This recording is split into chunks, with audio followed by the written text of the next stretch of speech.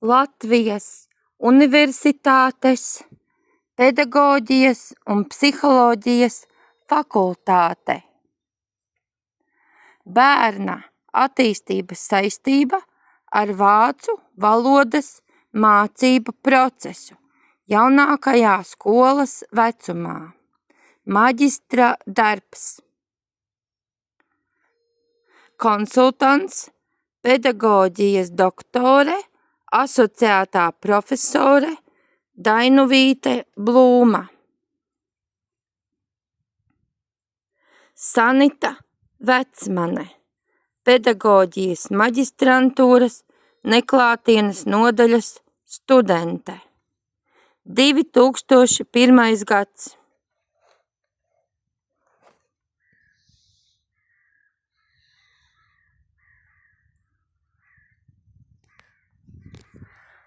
Labdien!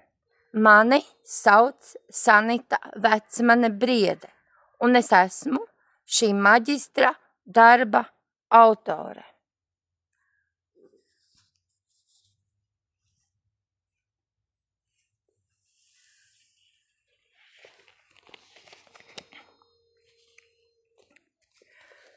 Šodien es turpināšu lasījumu no sava maģistra darba, un šodien būs pirmās nodaļas otrā apakšnodaļa.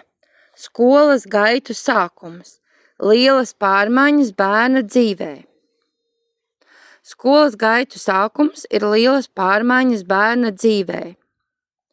Manuprāt, tā ir dubultkrīze, jo, pirmkārt, bērna organismā norisinās lielas fizioloģiskas izmaiņas, kamdēļ mainās bērna vides uztvere un attiecīgi arī viņa uzvedība.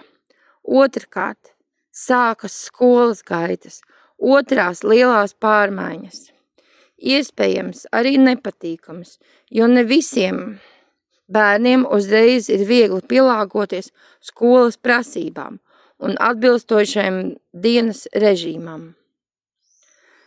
Lai tā nebūtu, nākamo skolnieku vajadzētu radināt pie noteikta dienas režīma un apgūt elementāras prasmes, mācīt darboties ar šķērēm, pareizi turēt rokā pildspalvu, zīmuli, otu, prast atšķirt priekšmetu lielumus, krāsas un tā tālāk. Veidot interesi uztvert un apgūt apkārtējo pasauli. Turpmāk izsekosim krievu psihologa Vigotska dotajam raksturojumam tieši šim krīzes periodam. 7 gadu vecumā, apmēram šajā vecumā, cilvēka organismā noris straujas pārmaiņas, ko izraisa piena zobu maiņa. Bērnam turpina attīstīties galvas smadzeņu otrā trešdaļa, pirmā trešdaļa jaundzimušajam, otrā visā bērnības periodā, trešā dzimuma nobriešanas periodā. Fizioloģiskās pārmaiņas organismā cieši saistītas ar psiholoģiskā stāvokļa maiņu. Šo krīzes periodu 7-gadīgiem bērniem raksturo pirmkārt. 7-gadīgi bērni attiecībās ar apkārtējiem zaudē maza bērna tiešumu, naivumu. Mazs bērns attiecībās ir tiešs un naivs, jo viņš vēl nespēj diferencēt iekšējo un ārējo pasauli. Līdz 7 gadu vecumam fizioloģiski tas iezīmēs ar zoba maiņas periodu. Bērna pārdzīvojumi un vēlmes netiek diferencētas. Otrakārt, apkārtējiem šāds bērns vairs nav tik labi saprotams kā agrāk. Tas ir loģiski, tāpēc, kad viņš vairs nav tik tiešs un naivs. Viņš arī citreiz kaut ko nepasaka, sevi iekšā noklusē, noslēpj. Treškārt, Visiem ir zināms, ka 7-gadīgs bērns ātri stiepjas garumā, kas liecina par daudzām izmaiņām organismā. Šis vecums fizioloģijā tiek dēvēts par zobu maiņas, augšanas, stiepšanās periodu. Ceturkārt, kā zināms, cilvēka fizioloģiskais stāvoklis ietekmē arī viņa garīgo pašsajūtu. Līdz ar visām šīm izmaiņām bērns kļūst manierīgs, kaprīzs, arī gaita var izmainīties. Uzvedībā parādās kaut kas samākslots. Bērns arī līdz 7 gadu vecumam var būt kaprīzs, niķīgs, bet šajā krīzes periodā acīm redzama ir šī samākslotība. Šāds bērns mēģina tēlot klaunu, bet tas izraisa apkārtējos drīzāk sašutumu nekā smieklus. Tas rada iespaidu par nemotivētu uzvedību. Piektkārt. Svarīgākais šajā krīzes periodā ir bērna personības iekšējās un ārējās pasaules diferencēšanās. Naivums un tiešums attiecībās nozīmē to, ka bērns iekšēji ir tāds pats kā ārēji. Ja saskarsmē ar apkārtējiem zūd tiešums un naivums, tas liecina par intelekta veidošanos. Sestkārt.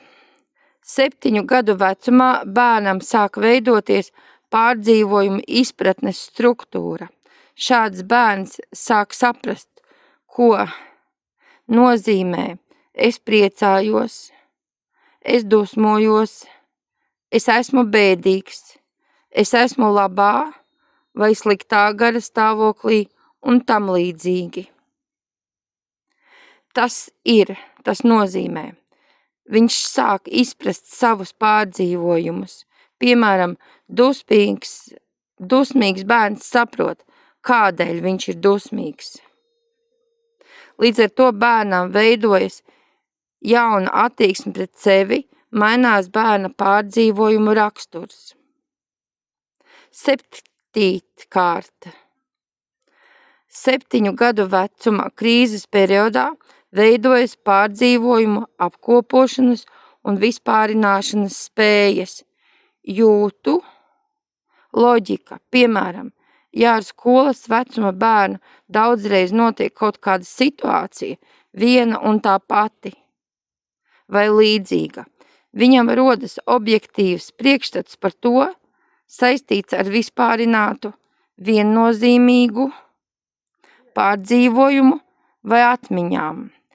Pirmskolas vecuma bērniem vēl nav īsta pašnovērtējuma, patmīlības.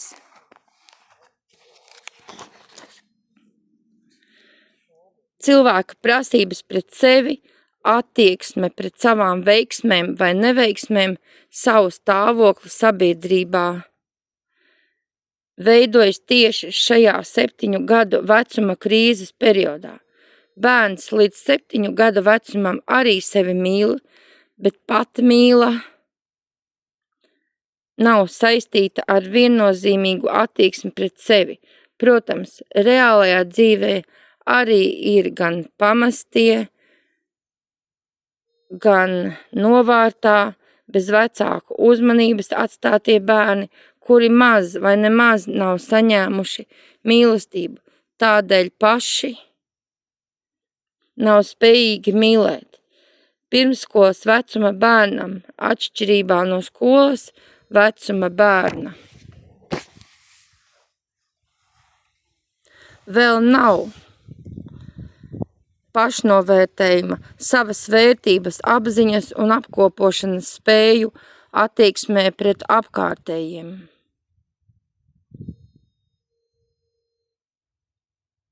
Viņš redz un jūt konkrētu vienu situāciju ar kādu personu vai personām, bet nespēj šīs situācijas apkopot un vispārināt. izveidojot priekšstatu par kādu personu vai personām. Tātad apmēram no 7 gadu vecuma bērnā norisinās daudzas sarežģītas izmaiņas. Līdz ar to viņš sastopas ar pavisam cita tipa grūtībām uzvedībā, kādas bija pirmsskolas vecumā. Patmīla, pašnovērtējums, šīs īpašības paliek, bet tādi krīzes simptomi kā manierīgums, kaprīzes un tam līdzīgi ir pārējošas parādības. Līdz ar savas iekšējās un ārējās pasaules diferencēšanu un savu pārdzīvojumu izpratni bērnā notiek pārdzīvojuma cīņa. 7 gadu vecumā ir raksturīgi, ka tikai tagad ir iespējama šī iekšējā cīņa, pārdzīvojuma pretrunīgums, tikai savējā pārdzīvojuma izvēle. Psiholoģisko gaisotni saskarsmē ar bērnu veido arī vide.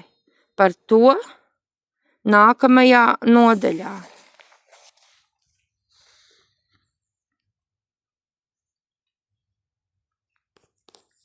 Šodien tas ir viss. Uz redzēšanos!